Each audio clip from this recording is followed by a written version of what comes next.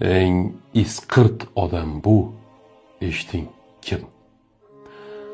Dunyoda kiyimi yamoq, qo'llari tuproq, lekin ko'ngli oppoq odamlar ko'p.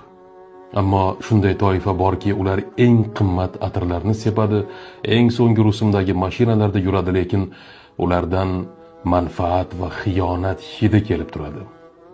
Eng isqirt odam bu sening eng og'ir kuningda yoningda turib, ichidan sening yiqilishingni kutgan odamdir.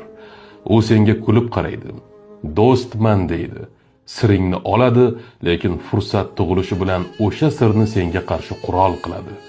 Ular shunday isqirtki, o'zining kichkina manfaati uchun birovning yillab qurgan obro'sini, oilasini yoki baxtini chilparchin qilishdan qaytmaydi.